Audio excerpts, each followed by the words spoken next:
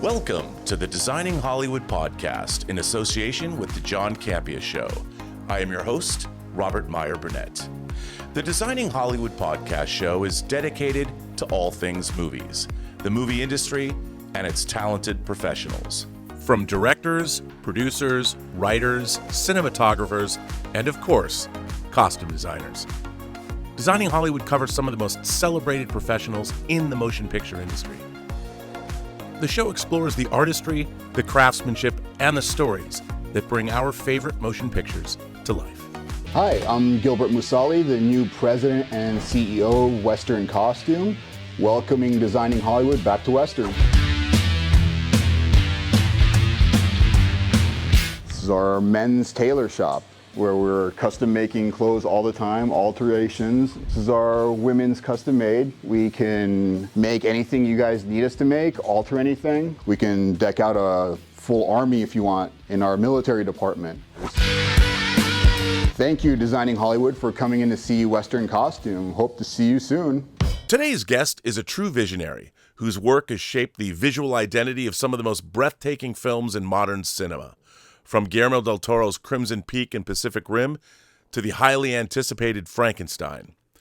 New Zealand-born costume designer Kate Hawley began her creative journey in the world of opera and theater. After studying graphic design, she received a scholarship to the prestigious Motley School of Theater Design in London, where she trained under Margaret Harris and Alison Chitty. That classical foundation fueled a career spanning theater, ballet, opera, and film with an unmatched command of design across genres and mediums. Kate has been a frequent collaborator of visionary directors like Guillermo del Toro and Peter Jackson, designing for such films as Crimson Peak, Pacific Rim, The Hobbit, and The Lovely Bones. She also brought her signature aesthetic to Suicide Squad for Warner Brothers, and All You Need Is Kill, a.k.a. Edge of Tomorrow, starring Tom Cruise and Emily Blunt, which, by the way, if I can editorialize, is one of the great science fiction films of the 21st century. Beyond film, her opera and theater designs have graced stages from New Zealand to London and Prague, earning her numerous accolades, including Emmy and Costume Designers Guild Award nominations, as well as the Gold Key Award and multiple international honors for excellence in sci-fi and fantasy costume design.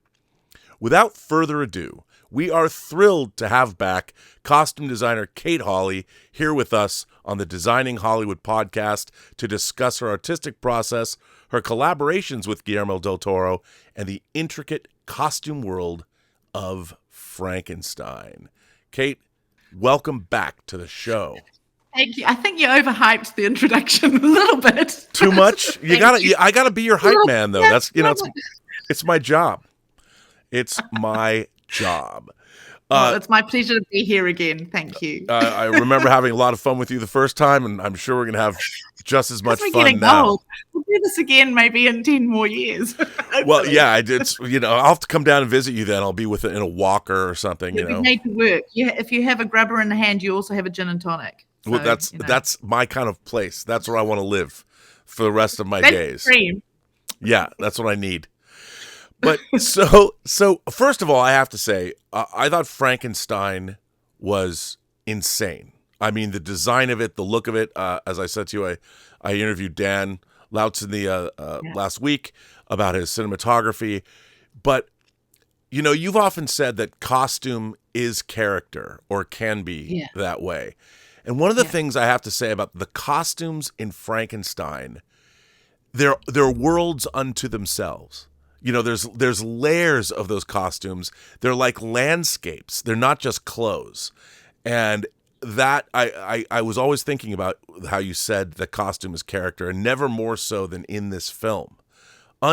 Just unbelievable. Across the board, all the work was incredible, but the costumes especially, I mean, you could almost feel them, what it felt like to be in those costumes. I mean, I was like, they look so cozy. Where were you? Which one?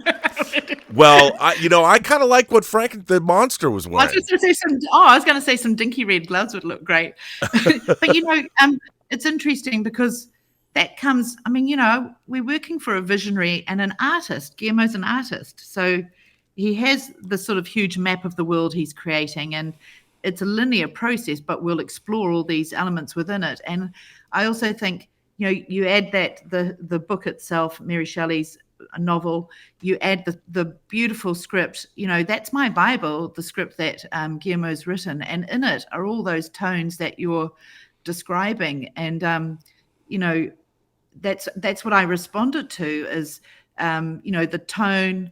There's the melancholy, this feeling of memories, the creature, the way he describes and the way Jacob acts, the memories of other men that make up the sum of all his parts. There's all this wonderful, the bigger scale operatic quality that Guillermo's creating, the romantic tragedy of it, the mythology of it, and that's a world we die to live in as a costume designer, and all of us as not to make myself grand, but if you love art, you want to be in those worlds. And I come back to, we're working for an artist, so it was really about it was a very although everything was very much planned, and we had Guillermo had very specific ideas about color palette, and that also there's an instinct about I suppose, like actors, not to put too many words in how their process works, but there's the sort of all these elements are sort of part of that dreaming.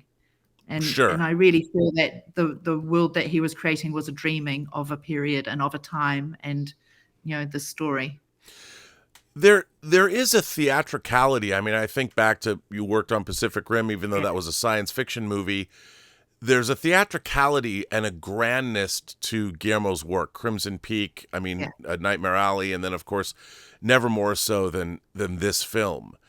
Does your background in both opera and theater and graphic design, does it make it easier to work on a Guillermo movie because you're bringing these disciplines together, or is film a singular entity?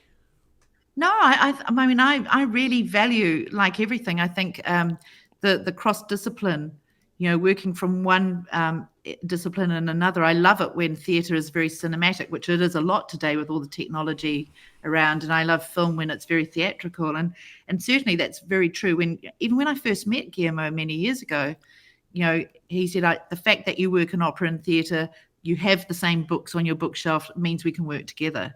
So there is a shared language. We're always exploring it, but there's an understanding of the language that's he's trying to achieve, I guess. Yeah, no, that makes sense. And that goes down to the background. I mean, everything's, the same as I would work in an opera, that they're not just background and extras, as we call them. They're actually part of the landscape of the film, part of the landscape of his overall vision, part of the color palette of his overall vision. And, he asks all the time, we talk about character and costume, but he also refers and asks costume to reflect the architecture and landscape and the production design. He talks a lot about us being, four legs of his table. I guess I'm one bloody big one, but we're part of, sorry, but being real. But we it's definitely, none of the pictures are complete. And this is even going back to my time at Motley, where they always said, the set isn't complete until the character's in it. And it's the same with all the elements, working with our wonderful production designer, Tamara, Dan, Shane Vo, our set decorator, Guy Davis, concept designer, props, makeup, hair, Cleona, Jordan, Tim Nolan. None of those elements that we work on individually are complete until all those other elements, come together in the room. Sure. Really. Well, to me, it's sort of interesting growing up in New Zealand. Yes. One of the New Zealand film industry, the first time I remember I saw Jeff Murphy's movies, Utu and The Quiet Earth. And both of those movies, I mean, Utu is obviously a Maori story, and then The Quiet Earth is I watched it the other day. I hadn't seen it for so long. Oh, really? It's fantastic. I mean, Utu is so, and then it's funny, I don't know where it is. Oh, here it is. I just bought this. I just bought Once Were Warriors. Oh my goodness. Another great, Lee Tamahori directed that. Away yesterday. He did? Yeah, he did. Sorry. Yeah. Yesterday? Yeah. Wow, I'm sorry. Did you work with him? Sorry to do that too on a podcast. I know. Someone to be celebrated. I mean, he directed a Bond movie. Yeah, amazing artist. Yeah. Well, very proud of him. I'm sorry to hear that. New Zealand lost a giant. Nice to be able to, actually sort of celebrate his name today. So yeah, I guess that I don't. It's funny. I just happen to have this sitting here, and I literally just got this disc. Meant to be. So there you He's go. not ready to leave yet. Shaking his. Kia ora, mate. Yeah. But anyway, I was going to ask, so growing up in New Zealand, how was that? What were some of your influences there? And were you a part of the early, well, not early, but this was sort of pre-Peter Jackson. I mean, Jeff Murphy came on and was second unit director on a lot of the Lord of the Rings. But when you were growing up in New Zealand, did you have exposure to designers and theater, and that's sort of what steered you into the business? Well, it's a little bit of a mixed story, because I feel like I've been quite nomadic my whole life, and New Zealand's definitely my home and my blood country, and the landscape has always been part of that, and that's what I see in artists, in the figurative painting and art, sculpture, but also in the work that you've just mentioned, and then you can add the piano and all of those films into it. The landscape's such a huge part of this world, and it's very elemental, always aware of the ground, that things can move at a great rate in the ground beneath you, the mountains rise up, the scale of the skies. I think it informs our work all the time. And then of course I did that thing, when I sort of, finished schooling to go overseas. I went and studied at Motley, because you always, at that point in my life, a lot of New Zealanders, we looked outwards, not at our own world. Right. And, and we were brought up under Queen and Country, and, a lot of our colonial heritage. So I went back to England to seek that side of things. And then ironically, I found myself looking back again to New Zealand and the work that came out of there. And I think every time I've come home, there's been a wonderful opportunity for inspiration of those around me. Always inspired me, and has always provided amazing opportunities in my life, and that's home. So I think, yes, the answer is that I guess I've grown up a bit and learned to appreciate what this world of New Zealand and the very land beneath us gives us. Absolutely. And having been there, it's just a stunning place. But now Guillermo is kind of a world unto himself, Yes. And as we talked about before, what do you mean by that? we started recording, and we were talking about Pacific Rim, which you work with him on, yes, and how much I adore that film, and what it checked all those childhood boxes, but the design work in that film is extraordinary. I mean, all the different groups, the twins, the human characters that are piloting the Jaegers, and the costume work is amazing. So when you get to work with Guillermo, and you've done it now multiple times, when you get the call, how does that go? Does he call you himself and say, Kate, saddle up? He sent a helicopter and let the thing down, and I clambered up. That's what happened.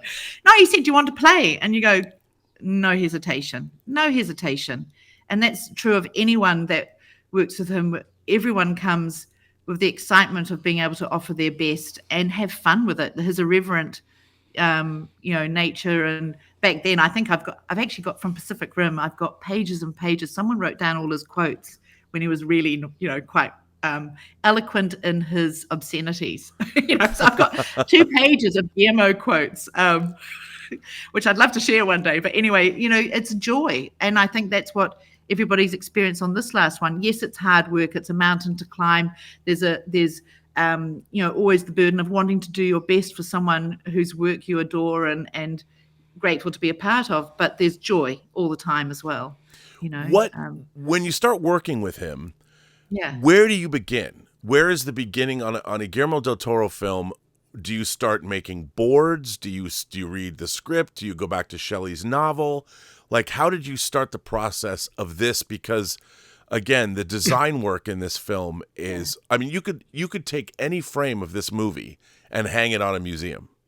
Every frame that you're talking about has hundreds and hundreds of artists and craftsmen behind it. Exactly. Each image.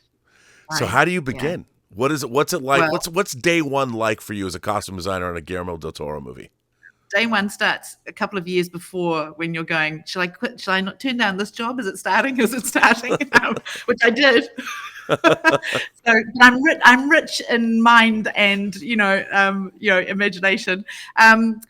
I of course I reread the novel again, because I think it's that's where he started his process. Sure. I mean, he goes way back. His process starts at age 5, so I can't profess to do that. And then I remember him sending the script out to Tamara, Dan Larson, and a group of us, and devouring that. And obviously I cry. He says I cry at everything, but I cried more than usual on this one. And I think I call it it's a really special time when you read the script. And it was part of a process that I, experienced at Motley when I was learning, studying as a student, to sit with it and be in the dream of it and let all those things come through. I like to sit on that for as long as I can, at least a few days, without actually starting to put things into notes and start breaking it down. You just want to, because different imagery bubbles up to the surface or moments. So, sometimes I might, start a character within a moment that's not at the beginning and not at the end, but it's a moment. And definitely with Guillermo, one of the first things that we started working on a year before we actually started formal prep was the moment of the creation. Wow, okay. And that was with, I got to play with Guy Davis, Oscar Ciccone, and Mike Hill. And they were at the beginning. It was all about the creation scene and what is this creature? So for me, really, the sort of nuts and bolts was really seeing what Mike was developing with Guillermo. And he'd done all these, so many of these beautiful little maquettes. He draws with clay like someone does with a pencil. Wow. And there are all these gestural drawings. And that's, a little bit my process too. Lots of little gestures, just working on silhouettes. That's what they were developing, Guillermo and Mike. What is the silhouette? What is the scale? What is the language of the materiality? And so, part of that, my job is to sort of work in the same way, but also, Guillermo always asked me to sort of work from the inside out. So I sort of draw from the inside out as well. And then he'll have images like, I want this sort of silhouette for a coat, and we'll discuss how that might happen as the story's developing. But at the same time, there are images and mood boards. There's color palettes being discussed. So, you can't work in isolation. You're sort of being aware and following the process that's also happening with Tamara and the world that she's building. What he and Dan are discussing, candlelight, this big discussions about candlelight and single source lighting, all of that affects you and inspires you. And I think it's one of those things that, again, you need moments to sort of work out how you're going to respond to challenges Guillermo's put, but it's also not locking yourself into a bubble. And even through it never stopped, through the whole process of production and pre-production, Tamara and I would catch up regularly. Dan, Guillermo's door was always open. So every part of the process he was involved in, we'd play, test ideas, hate that, love that. It's a constant thing. So and often sometimes you do hit a wall and I go back to the script. I go back to Guillermo. I go and see what my colleagues are doing. And it's, there's always an answer there around you, Well, like I said to you, the clothing in this movie are like landscapes themselves. I remember seeing the first trailers, and I thought that Oscar Isaac as Victor Frankenstein just looked great. I want to dress like. He does look great. Oscar Isaac is great. Yeah, I mean, I want to dress like you can't. Not a hard one to. We were a bit blessed, can I just say?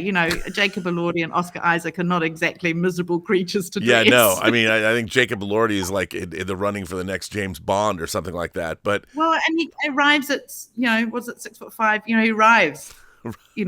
Yeah. Pitch perfect. Yes. Yeah. But when you start.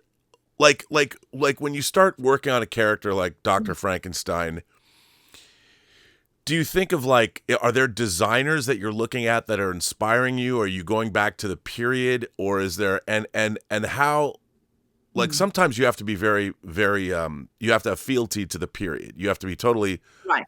But no, Guillermo threw that out. I would imagine you could on this movie you can do whatever you in terms of design. But did you did you say, okay, these are the fabrics that Dr. Frankenstein's going to wear? Did he gabardine or something? Were you? It was about tone. And Guillermo, his first notes to me was Victor is an artist. That's how he approaches the making of the creature. It's how he works. But he's also got the privilege of aristocracy, an aristocratic past, and all those, he's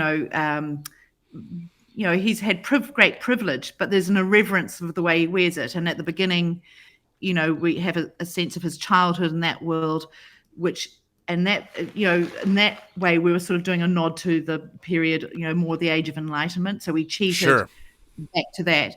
Then when Guillermo decided to set the whole movie in the Victorian period, in the 1850s specifically, it was because it was the backdrop to the Crimean War, and he wanted that world to have quite a modern thing. So even though I definitely address the period, and we don't shy away from the period details in that, but what we do is we find elements that work to tell the story and support the character. And he wanted a very modern sensibility. He also, loved and quoted a lot of those, I want a David Bowie moment in the lecture theatre. I want, there's that sort of, definitely that sort of influence that filters in there from the 60s horror films that Guillermo loves. All of those elements. Like Hammer, the Hammer horror films? Yeah, Hammer and Mario Brava and all of those, because colour was such a major part of Guillermo's language. Yeah, especially like Bava was a master of color. Totally. You look at all those pinks and reds and all of those colors. And the trick, just in terms of color palette alone, the challenge was how do we do saturated color but still give it a mood and tone that works with it. And the same came to Oscar's wardrobe as Victor. It was very color coded, red, black, and white. And that totally came from his world of his childhood. And the red gloves, for example, which were really the only accents of color, and you see a bit in the fabrications that we made for his clothing, they sort of link back to the mother. And, it's an imagery that carries on right through the film and is sort of repeated and echoed in other images. And then with this, I want him to be a dandy was another, key phrase that Guillermo used. And of course, you go back to Lord Byron, you're taking from the past. Sure. You're looking at David Bowie and Carnaby Street. So you're looking at that world of the 60s. I looked at Francis Bacon and, Damien Hirst, their kind of art, all the visceral blood and their tools on their clothing. Sure. He doesn't put away his clothes and go, I'll get out my nice little surgical smock to do this. I'm in the muse has come. I'm in this moment, whether it's naked or clothed, I'm wearing this. And this is the man who carts around his mother's four-poster bed, we have to sort of it's marvelous kind of dress-up box opportunity. And there was some portraits of Nureyev in his Parisian apartment, because the world that Tamara and Guillermo were building for his apartments and his homes, even though they were decaying, they were very grand. And I loved the sort of gown that he wears, and all of that came from that reference. And so it's a magpieing of all these things and distilling it and testing all these ideas out. And of course I have to do that with Guillermo and Oscar. Part of that, we also looked at William Blake, the drawings of William Blake. There's that wonderful naked figure. All of this stuff, what Oscar brings to it, he and Guillermo talking. I had fittings. This is the first fitting, and sometimes you're usually sitting there going with the tailor going, can you measure it up? And you're taking notes and you're all being very polite. Well, this was chaos unbound. Guillermo was there, Dan Lauschen was there. He and Guillermo and Oscar would be playing and throwing ideas all in Spanish, so I was pretending I could understand this. Ken Warriner, who was behind the stills, he came in, all Oscar's children, his wonderful wife and family, Elvira. But it was great because the process was totally open. Every idea was thrown out there, and my job was to listen, see what was being explored, support the physicality that Oscar was exploring, and be open and adapt as we go. And it really, you come with your own ideas, but your director has his ideas, and then, the actor himself, in this case Oscar, has his own ideas. So it's all a big melting pot. And then we have, Tim Nolan, particularly with Oscar doing his hair and the journey that does in terms which of also I thought a little audacious choice with his hair. Amazing work. He could transform him from young to old, beautiful to ugly. The work, the subtle work. I mean, honestly, this has to be a big shout out to Tim Nolan, because often that work goes unnoticed because he's doing his job, but the way it took its own character and emphasized every moment was extraordinary. Incredible. I mean, what a dashing figure. I mean, he was so much fun to watch in those costumes, and he's like catnip. The way he holds the the energy, and I remember sort of seeing him on set, and just so many different pitches and tone and everything. It was an extraordinary performance. Very privileged. Now, the most important thing maybe in a movie like this is your monster. For Guillermo, the Frankenstein monster is probably the most iconic monster in all of at least Western culture in our history, all the way back to the Universal monsters, and even before and after. I mean, Christopher Lee has played the monster. Robert De Niro played Frankenstein's monster for Kenneth Branagh. But now you have lineup, I mean, so you got Frankenstein, and now when did you find out that Jacob Elordi, who is an incredibly handsome human being, like you said, he's 6'5", he's going to play the creature. How far along were you in developing the look of the monster? What did Guillermo tell you about how the monster was supposed to be? And did you know that Jacob Elordi was going to play the monster before you started work? No, not at the beginning. At the beginning, it was another actor, which was Andrew Garfield. So we were sort of tailoring the world, but the language was more about the arc of the creature anyway. I shouldn't say monster. He's the creature. He's credited as the creature. Or Adam, I believe was the other word. There was the stages of his development. I mean, were child first. His birth and the creation, and then his second stage where he really understands and experiences love in terms of the exchange of clothing and his world in the mill with the peasants. There's definite progressions and character arcs that Mike and Guillermo were working on, and then I was supporting. And then that changed. He wasn't part of the project anymore, Andrew. And then I think Mike was having a heart attack, and he found out first before I did that Jacob was joining us. And as Mike will say himself, it was a blessing that Jacob was able to come in at the stage that he did. I think it was Mike had 9 weeks out, and he's dealing with, I think, is it 47 different prosthetic pieces? It's not a suit that gets pulled on. Sure. All of these have to be adapted, and you can't adapt. He's built all these on a previous body shape, so it's a resculpt. For him, you can't just scale it up.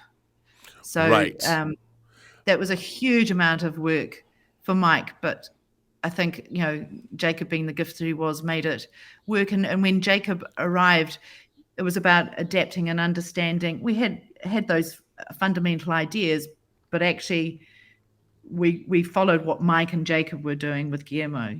That was the lead, absolutely, and supported that. Saw how Jacob was exploring movement.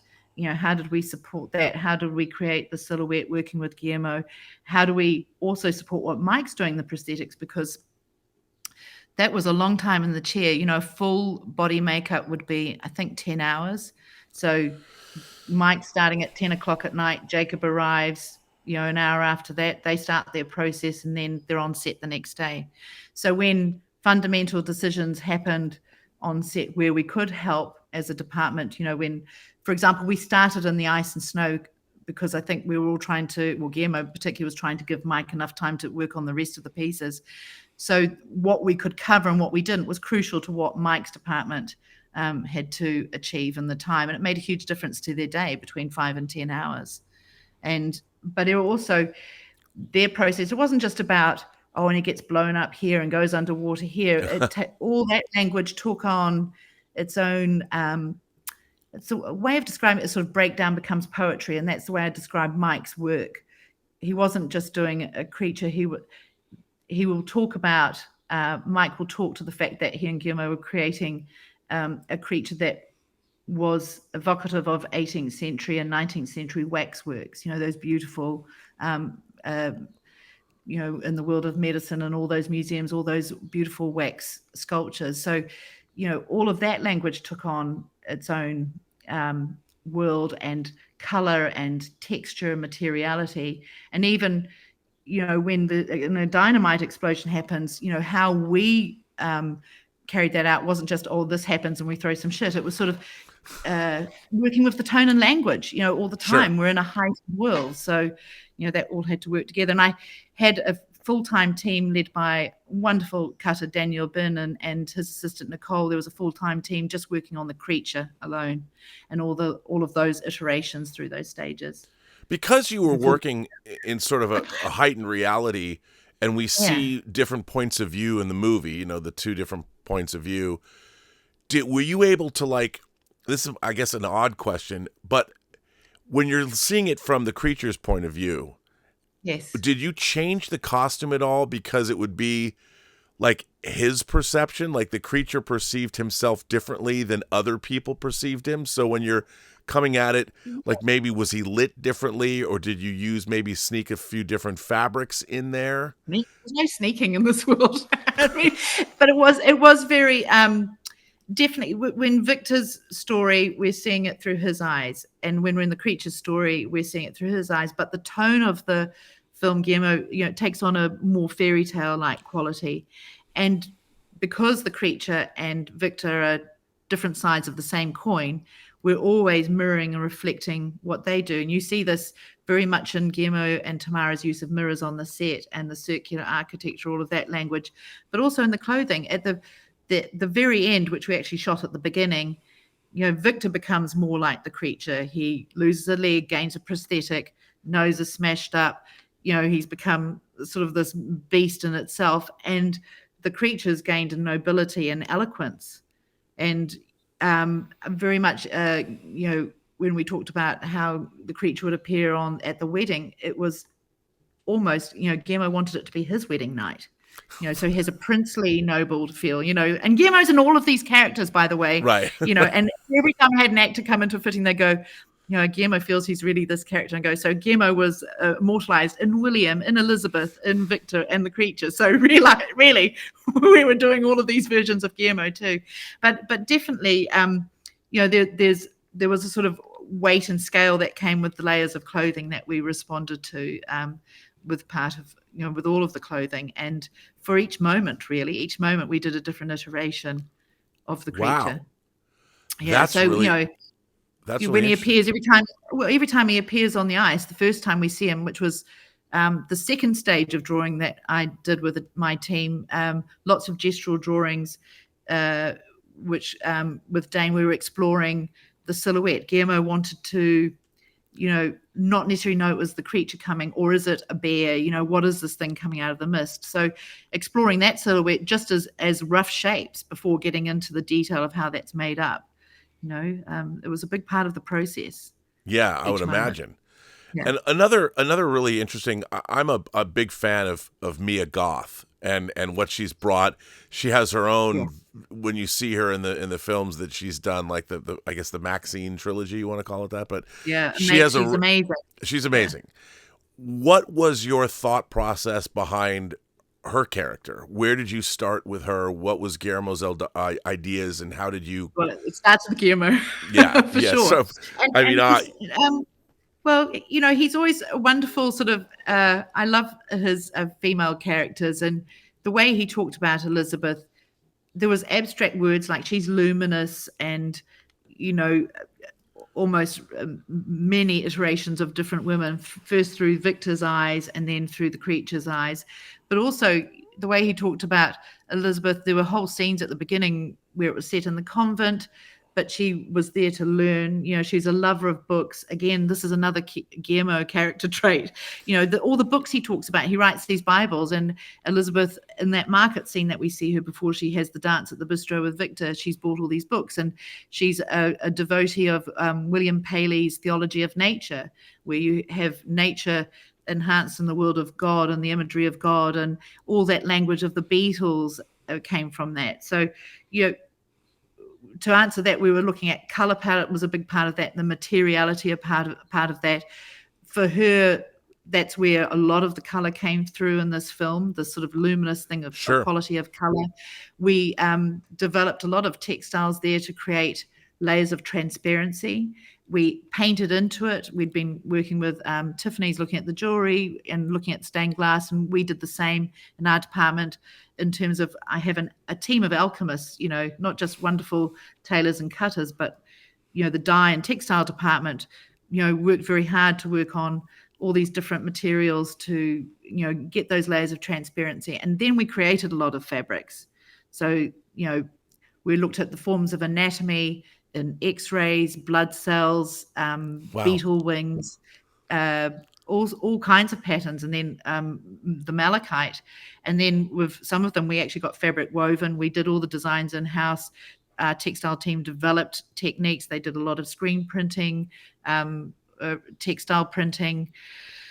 There was a lot of different techniques used. And hand marbling. We even used some of the Victorian techniques. So we were looking at the bookend papers, Elizabeth's books, and all those Victorian books, all the end papers are marbled, but they also were evocative of cells. So it's when, for me, when an idea works, it repeats itself and opens doors to other ideas, and then the ideas support each other. And so I like the idea that you can look at an image and see many things. And I love it when people can all see their own. When we all look at an image, we can interpret and see something different in it. All of us. And I think that's when an idea works, that does that. Amazing. I mean, did you, some of this stuff, when I was watching Frankenstein, was Crimson Peak, was there origins of what you were doing in Frankenstein within Crimson Peak? A dress rehearsal, maybe? I mean, because they're kind of, in terms of their time period, but the same lushness in the costumes and the color. I think it's a different color palette entirely, but it is a different color palette, and Guillermo, it was a sort of a thing about tone. Some areas he wanted me to push further, and other times you go too much, bring it back. I mean, it's always, I always go further because it's always better to be told to come back than to not go far enough. Right. It was Crimson Peak was very intimate. It's a chamber opera in many ways. Sure. When Renee, my assistant, and I did the breakdown on that, I think of, the whole script, 45 minutes of it was set in that haunted house. So, the weight of 4 characters, running around with axes and pen nibs and other dangerous things. It was, the majority of that. And it had its own sort of world. And when you get to the world of Frankenstein, the scale of it, not just the 2 time periods, but the scale dictated, was operatic in size, but also in just the ability to get it done. We had the world of the Arctic and the sailors, and then we had the medical lecture theatre, we had the schools. I think we built 9 different aspects of the Crimean Army. We don't see all of it, but we supplied it. And then we had a few funerals, because it's a Guillermo film. We had street scenes, massive street scenes, soirees, balls, outposts. I mean, the list goes on, but each of those need their own unique language. They couldn't, and they needed to be through the tone of the overall film. So a funeral, but it's a funeral in this world that Guillermo's created. Yeah, I was just thinking that because with Dan too, with the cinematography, it made me, when I was watching Frankenstein, I'm like, I really want to now watch Crimson Peak and Frankenstein as a double feature. Just one big, bloody long double feature. But it would be because the lushness of the design work and the fact that you've got a lot of your collaborators. But by the time you get to Frank, I mean, like Frankenstein is like the Star Wars or the Lawrence of Arabia of design. I'm just, everything in those, every frame of Frankenstein, there was stuff in it. And Dan Lauschen said, don't be afraid. They always tell cinematographers, no, you can't have just everything all black. And Dan said, never be afraid of blackness or darkness. No, black's amazing, and black's made up of so many other colors, right? I love that. Dan was wonderful in that way, because I've never been through a series of camera tests that were all about candles, candlelight, how many candles, how many wicks, and what wick would work perfectly. And in the end, Guillermo and Dan came over and set up a whole lighting situation. So we almost had a lab.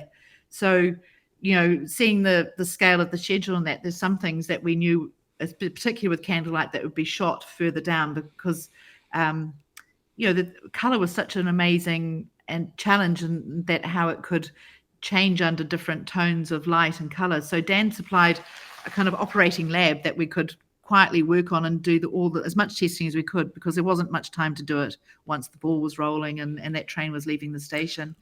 And that whole first part of the process, it was almost, not to be sort of, too dramatic about it, but it was like we were working on the skeleton. It was the lab, it was the Crimean battlefield. We're all in the sort of the blackness of it all. And then when we got to the UK, suddenly it was balls and soirees and weddings and this. So all the flesh went on, and that's where all that work happened. And so it was such a just again, all the teams behind every element of that, every frame achieving all of that was such a huge lesson in sharing information, between each other, and again, down to the skills of every individual. And I will certainly love to speak to my team in that, we found clever ways to do things.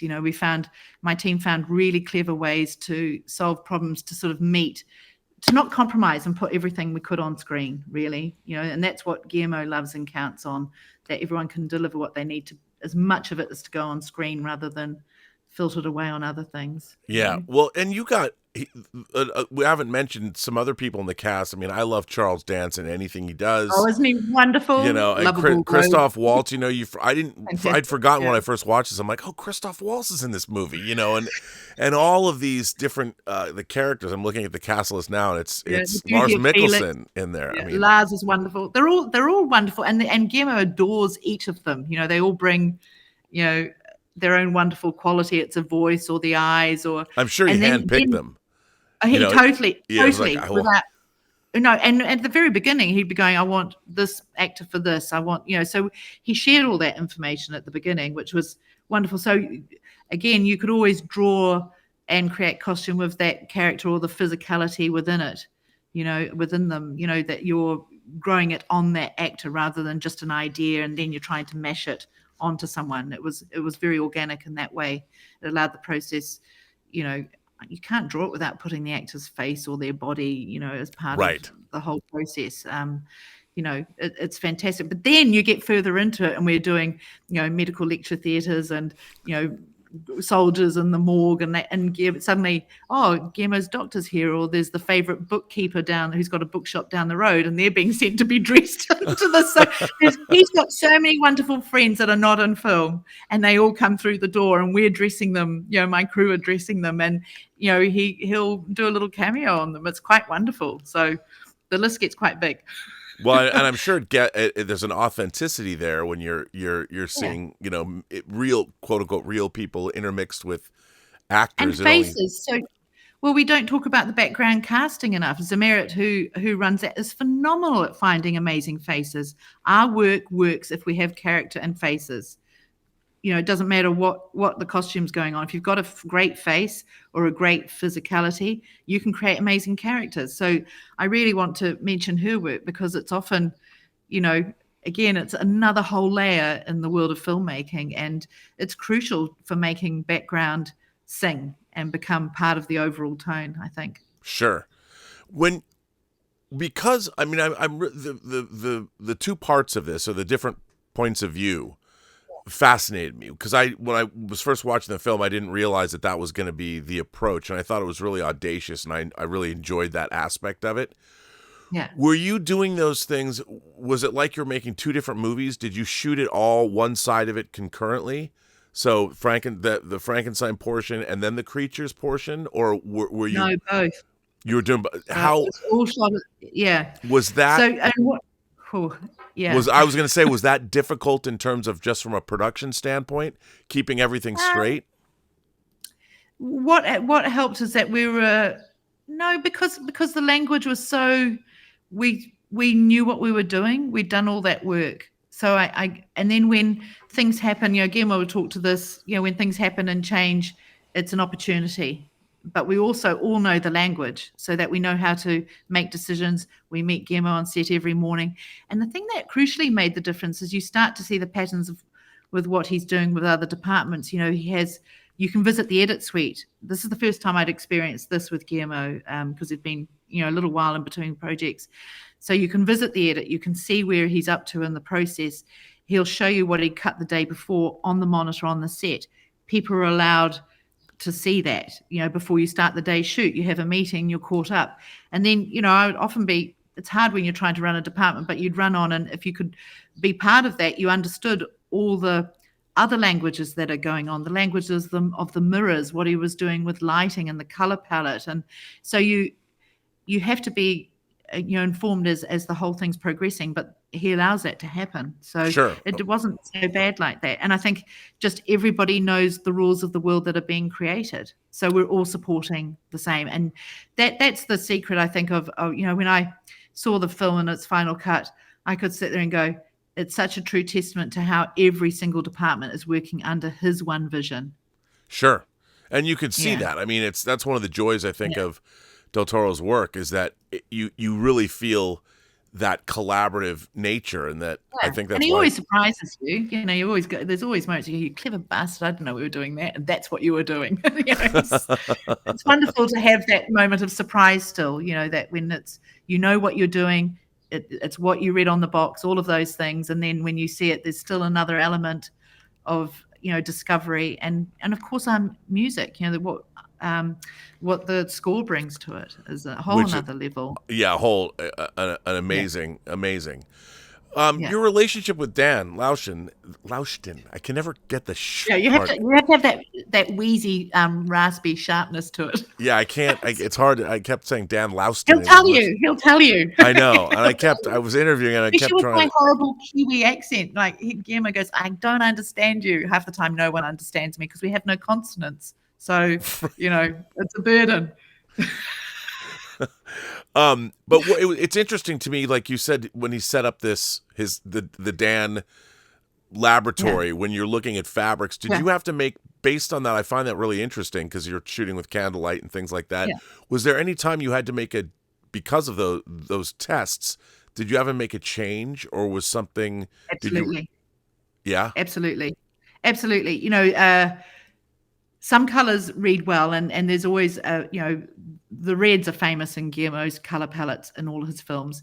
So there's a particular tone of red, and we played within that tonal range, but it was still within the tonal range. Guillermo would call it his hungriest color. And, we share those samples. We'll share our fabric samples with production design, and they'll share their, paint samples and that. So we're all kind of aware of that language. Then there's colors like the blues. He adores his cyans and blues, but under candlelight, a lot of the color gets sucked out. So the big challenge was, how do we create the saturation of color, still maintaining mood and all of those qualities? And part of it, as I said before, was to do it through transparency. But actually, even that the blue X-ray dress, we call it, that Mia wears in the first moment we really are introduced to her character, Elizabeth, we started off with, saturated shot silks, and they just looked dead. They just kind of went this shitty kind of yellowy gray color.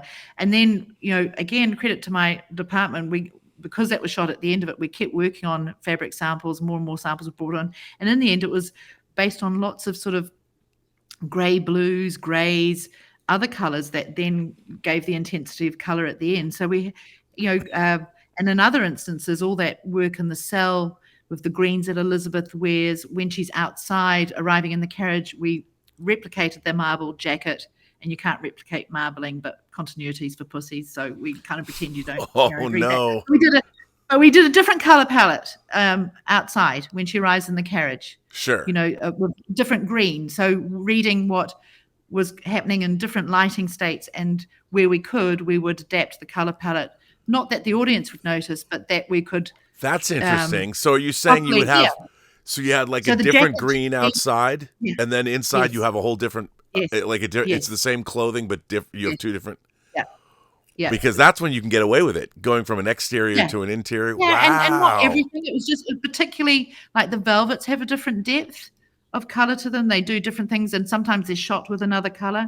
So how that reads, and sometimes again this process of accidents on set. You look at something and you see it through the lighting that Dan's creating. You go, oh. That's interesting. What's happened there? There's an alchemy that's happened, and then you can, reapply what you've learned there somewhere else. So, definitely those shots outside with Mia and that fabric, and then Tamara, was echoing that in all of them with her moss squad. They had all this moss everywhere. They had the same green. So, and then the green also reflected the grass and landscape outside. And that's a huge kind of, that's a typical moment of working with Guillermo and all your other departments. And then breakdown's another part, because I also often think of breakdown as a color or part of the language of storytelling or poetry, not just this happened and this is the way it works, but how that reads on camera. You can never push it hard enough. Every time especially with digital cameras, you're always, having to push those things more. But, it's a tricky thing, still having a lovely painterly feeling without it looking like someone's just sort of thrown the whole thing at it.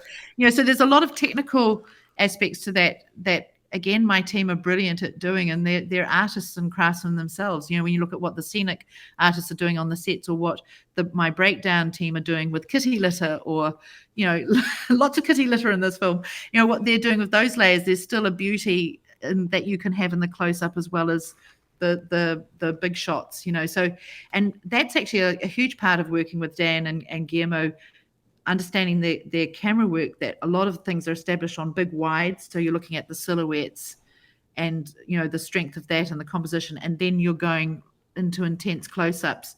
So still having, what we see in those close-ups and how that's the materialities decided and finished is a big part of that. So you're always changing your optics.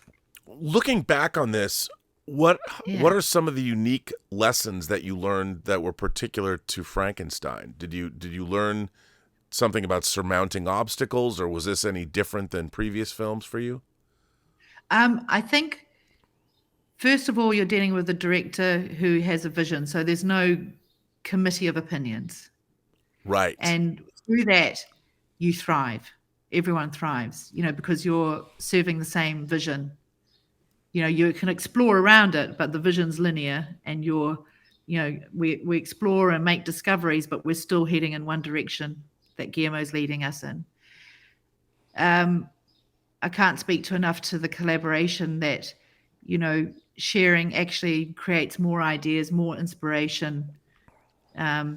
We still work within our departments and all of that, but it was a joy in that everyone was experiencing and wanting to do the same. It was one of the most pleasurable experiences, and it makes you remember why you started working in this world at the beginning. We all wanted to be creating worlds. We all wanted to feel the craft of it and doing that. And I think that was a real celebration of the work of within all our separate departments, being part of that and being able to, what I work with Guillermo, a gesture of a drawing is dependent on the cutter that interprets the line work of that, the expression of that drawing. And then, the beautiful stitching is then another, and the quality of that stitching. What Daniel did with the creature's coat and the language that was created there was different from what Mattia did and the language that he created with Elizabeth. So every step of the process is dependent on everybody understanding the overall vision and the language of that, and then they can offer and continue. Sorry, my dog. No, it's okay. I have 4 myself. There's some sheep up the top. Sorry. I love it. I love that you're on the farm. Reality. So that is a big part of it. If everyone understands the vision we have in the department, I have everything on the wall. I have all the color palettes. Guillermo comes in, we're constantly adapting and distilling that imagery. The same with the illustrations, the same with fabric samples. Everyone's work is there. It's a Bible, a visual Bible on the wall. And then everyone within those separate departments, within each of those, whether it's costume props or the textile and dye department, millinery, they all understand what we're trying to achieve and can be informed and offer in the appropriate way. So it's a tribute to everybody, really. Yeah, I mean, just from a design standpoint and everything, it's just an extraordinary visual feast, as you would expect. I mean, what I love about his films is, even going back to Pacific Rim, which is a futuristic science fiction movie, colors and everything, and you get to Frankenstein, I would like to believe that Pacific Rim takes place in the same universe as Frankenstein. You're not wrong. You're not wrong. You're not wrong. And just down to, again, the scale of massive to small, intense little close-ups. It's the joy in that, and your department, you create these things and you see what props are doing and all of that, and then Guillermo and Dan will have a moment enjoying that work. It's a wonderful, and I think what's lovely is that someone like Guillermo enjoys those still moments in between the bits that are always moving the story forward, so you can actually sit in the world for a moment and see and experience the world, and this is what I loved about a lot of the old, movie making that I saw as a kid, that you're actually allowed to be in the world, and it's not always just pushing you on to the next part of the story. Right. He allows those moments of stillness so you can just be in the atmosphere of it. And that's what I guess he loves about Barry Lyndon and all of those moments, those other films, that you're actually, that's as important. He's a visual storyteller. It's not just the script, magnificent as it is. It's also the storytelling he's telling you in those moments as well. Oh, 100%. All those details, yeah. And Barry Lyndon, again, famously shot in candlelight, and they had to all this one of the greatest movies of all time. I love that film. We bow before it. Yeah, it's extraordinary. And it's interesting because that film, the way he used the zoom lens, he would start on someone's face and pull out and pull out and pull out, and then suddenly you're looking at a fresco that you might see on the wall of a museum. Tableaus, all those beautiful tableaus. Unbelievable. And there, I did see a little bit of that in this movie because of the candlelight, the quality. Yeah, absolutely. And in every scene, fleeting though it might be, I think has that richness because of all the time and effort put into it. Each of those little worlds, even that little moment in the soiree with Elizabeth at the piano, everyone gave it the same weight that you would, someone might argue, oh, but it's only 3 seconds or whatever. Why are you spending that time? It's not about that. It's the importance of the moment and that's the world that you're building. That's what it needs. Collectively, those 3 seconds have to be as good as any other minute in the movie or seconds in the movie, because absolutely. A Tiffany priceless piece of jewelry. That's exactly right. That's exactly right. Yeah. Well, I mean, I have to say, this is the second time we've talked, and the work you've done is so. And the collaborations with Guillermo del Toro are they're unique. There's nothing like them in cinema history, really, and there really isn't. And I think that's we don't have a lot of that now, and it's great that well, it's great that Netflix provides a canvas for him to go make these movies. I hear a lot of Netflix, and I go, if it wasn't for Ted Sarandos and Scott Stuber and the team at Netflix, we wouldn't have had this opportunity, and to be so fully supported. Guillermo was so fully supported in his vision. And we didn't get, all we had to do was just support him in our work. That was it. No interference, nothing but support. And I can't say that strongly enough, because then the work's allowed to happen. And you can follow through a vision and a thought, and it's supported. And then, it makes a huge difference. And personally, I'll get emotional. It's very special. It is very special. I count myself so lucky to have my moments that I have had with him. Wow, I didn't mean to cheer you up. Well, there's not, sometimes it's just becoming a job, and we fight for the art of it. No, I agree. And there's so little of the real art on a grand scale like this that's allowed to happen.